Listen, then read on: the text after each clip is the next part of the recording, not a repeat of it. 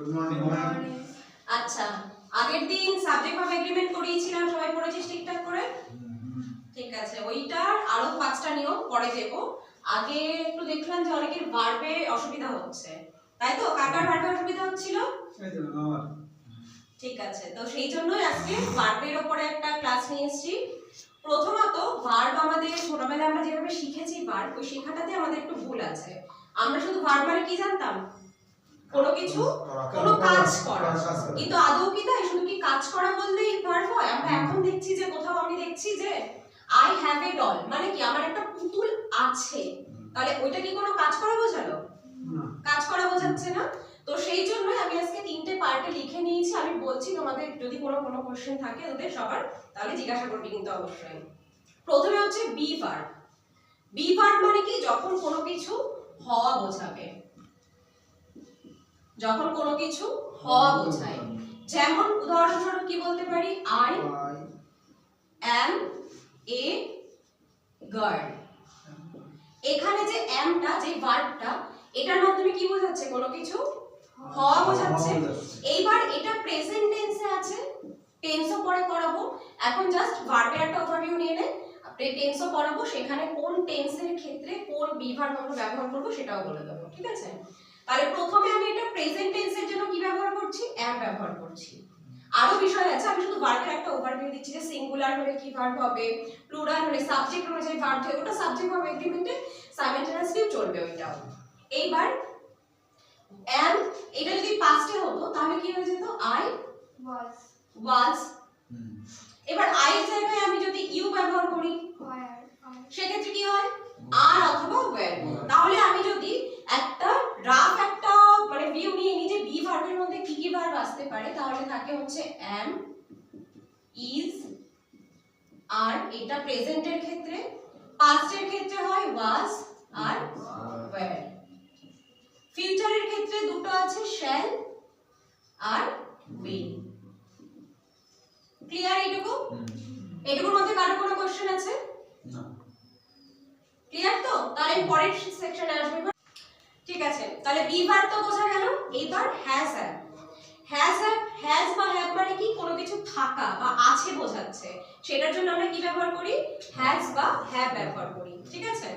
এইবার যদি উদাহরণ দিয়ে বলি, আই হ্যাভ আ ডল, এর মানে কি? আমার একটি পুতুল আছে। তো এই হ্যাভটার মাধ্যমে কোনো কাজ করা বোঝাচ্ছে না, কোনো কিছু কি হওয়া বোঝাচ্ছে না, কিন্তু এর মাধ্যমে কি বোঝাচ্ছে? কোনো কিছু থাকা আমার কাছে আছে সেটা বোঝাচ্ছে। এবার হ্যাজ আর হ্যাভ এর সঙ্গে আরো একটা যোগ হবে। এখানে আমরা কোনো কিছু আছে বা থাকবে সেটা বোঝাতে কি ব্যবহার করছি? হ্যাজ বা হ্যাভ এর সঙ্গে একটা পাস্টে যদি হয়, যে পাস্টে আমার কাছে কিছু ছিল যেটা এখন নেই, সেই ক্ষেত্রে কি হবে? সেই ক্ষেত্রে আমরা হ্যাড ব্যবহার করব, শুধু হ্যাড। পাস্টের ক্ষেত্রে শুধুমাত্র হ্যাড হবে, যে কোনো সাবজেক্টের পরে আমি হ্যাড বসাতে পারবো যদি পাস্ট টেন্সে কিছু আমার কাছে ছিল বোঝায়, ঠিক আছে? যদি এটা ফিউচার টেন্সে হয়, এটা গেল পাস্টে। যদি ফিউচার টেন্সে হয় তাহলে শ্যাল অথবা উইল, সেটা আমার সাবজেক্ট অনুযায়ী, তারপরে হ্যাভ, তারপরে হ্যাভ। কেউ তোরা ইয়ে করছিস যে তোমাদের কারোর ইচ্ছা আছে যে আমি পরে ভবিষ্যতে একটা বড় গাড়ি কিনবো বা গাড়ি নেব, আমার অধিকারে থাকবে, আমার পজিশনে থাকবে, সেই ক্ষেত্রে আমি সাবজেক্ট অনুযায়ী শ্যাল অথবা উইল, আর তারপরে কিন্তু কখনো হ্যাজ হবে না, সবসময় কি হবে? হ্যাভ হবে। আমার সাবজেক্ট অনুযায়ী এই দুটোর মধ্যে যে কোনো একটা চেঞ্জ হবে, কিন্তু এখানে আমার সবসময় কি থাকবে? হ্যাভ থাকবে। বোঝা গেল এটুকু? না, হ্যাভ শুধুমাত্র পাস্টের ক্ষেত্রে, এটা হচ্ছে ফিউচারের ক্ষেত্রে। এইবার আমি প্রেজেন্টটা আগে বলিনি, এই কারণে প্রেজেন্টের ক্ষেত্রে কিছু আলাদা, হ্যাজ কিছু ক্ষেত্রে বসবে, হ্যাভ কিছু ক্ষেত্রে বসবে। কোন কোন ক্ষেত্রে হ্যাজ বসে? হ্যাজ বসবে যে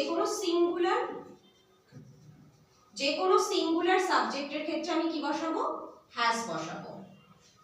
যে কোনো সিঙ্গুলার সাবজেক্টের ক্ষেত্রে হ্যাজ বসাবো। আর প্লুরালের ক্ষেত্রে আমি কি বসাবো? তাহলে হ্যাভ বসাবো। কিন্তু এখানে একটা এক্সেপশন আছে। আমি সবসময় তোমাদের কি বলি? এক্সেপশন আমরা সবসময় কার জন্য করি? নিয়ম মানবো না কে? আমি নিজে নিয়ম মানবো না, তাই আই এর পরে সবসময় কি হবে? হ্যাভ হবে। ঠিক আছে, মাঝে মাঝে তোমার ক্ষেত্রে আমি কনসিডার করে দিচ্ছি, তুমি আমার খুব প্রিয় বন্ধু, তাই আমি ইউ হ্যাভও করে দিচ্ছি। ঠিক আছে, ইউ হ্যাভ বললে তুমি তোমার আছেও বোঝায়, আবার ইউ হ্যাভ বললে তোমাদের আছেও বোঝায়। ঠিক আছে, তো এইটা যেন ক্লিয়ার থাকে যে এক্সেপশন কেস কোথায়, আমি বললাম সিঙ্গুলার ভার্ব হচ্ছে হ্যাজ, কিন্তু আমি আই এর পরে হ্যাজ বসাবো না, আই এর পরে কাকে বসাবো, হ্যাভ বসাবো। ক্লিয়ার এটুকুনি? এর মধ্যে কারো কোনো ডাউট আছে? নেই তো? এটা আবার টেন্সে যখন আমরা যাব, টেন্স যখন পড়াবো সেখানে আরো থরলি আমরা এই জিনিসটা করব।